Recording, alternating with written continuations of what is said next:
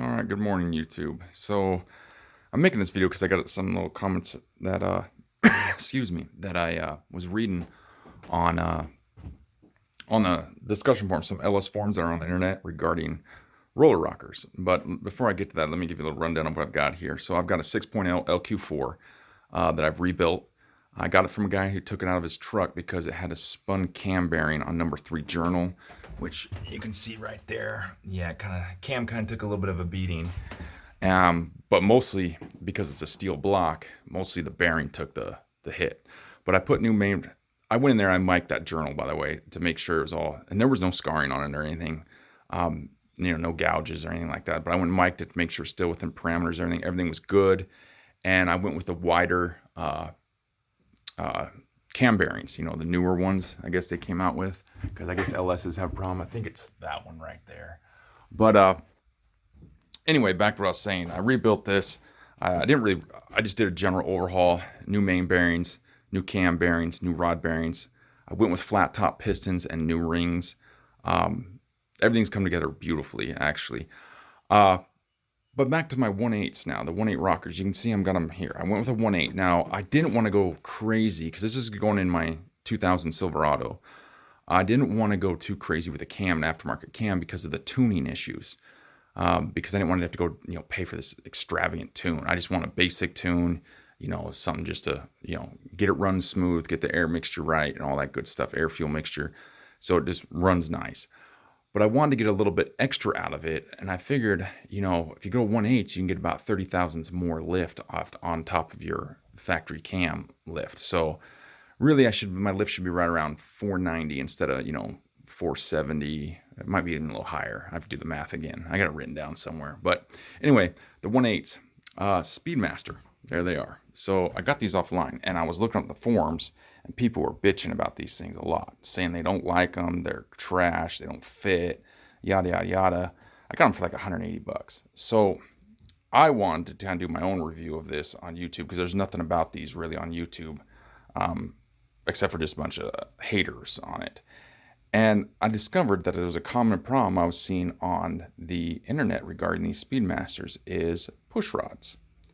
People were all pissed off because they were trying to put these 1/8s on, but they were using the factory 7.4 push rod. And, they're getting that chatter because the valve lash wasn't set properly. Well, I went and got one of those tools. Obviously you're measuring, where I got it at right here. Yeah, see, now this is just a little generic one. I think I got it for like 10 bucks. But like Trick Flow, Summit, they have ones where it comes with the marks already on them. I just made my own little dash marks. So yellow's for full turn, and then of course, quarter turn or half is the reddish pink. But I did that, and I measured them out and everything, and I come to the conclusion that a 7.5 or 7.25 is the best way to go. Now, I went online and I found Trick Performance out of North Carolina. Great little place, some good quality push rods. I got these for like 110 bucks, which is general shipping. I'm in Virginia, so obviously not too far away.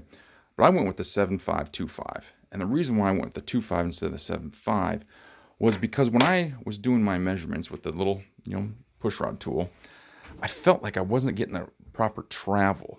Now, I'm sure people are going to hate on me for this, but the valve lash, and then of course your lifter, okay, your preload on your lifter, your hydraulic lifter. Again, this is another thing I discovered too. Looking online, you got some that are saying, it's 70 thousandths preload in a lifter, and then some are saying 50. And that's what I've noticed basically online was I was seeing 50 and 70, and I was like, I'll be darned. So I just went with 60, just as kind of meet in the middle. And I went ahead and put these in, just a couple in here, and everything's working real well. I still got a little bit of movement when I pull on it, so that tells me there's still a little preload in the lifter, so that's good. And then everything's just sitting well. But there's one last thing I want to let you guys know about. This is another thing I noticed, these pedestals, okay? There's nothing really on YouTube showing you these. Showing something simple as this. Basically, sits right in there like so. And that's why you have to go a longer push rod, because these pedestals cause the extra height on the way these road rockers sit. But here's another thing too. All right, so if you come look close, okay, look at the gap. Now, they don't touch. I've cycled it over. It doesn't touch. But that's a little too close for my comfort. So what I did with the previous two is I grinded them a little bit. Not much, just shaved them down with a little bit of a, grinder. And look at my spacing. It's much better for oil flow. That's a little too close for comfort for me. So that's why I'm going to shave them down. Now, obviously, I'm going to take these ones off and shave them down like I did these two. And I should be fine. But they line up really nice. Really nice. In fact, I'll see if I can get a better shot for you. But look, I mean, they literally just line up dead center on there. And of course, you come from the side too. You got a nice dead center right on top of the valve. So I'm pretty happy with it right now.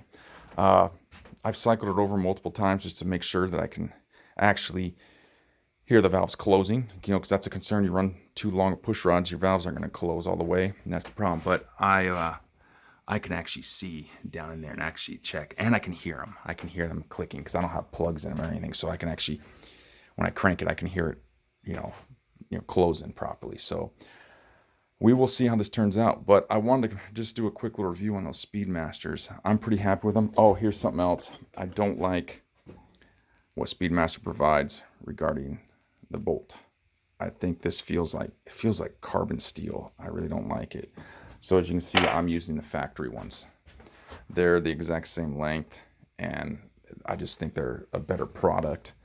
And also, the factory ones have that little nipple. I'm sure you LS guys know what I'm talking about.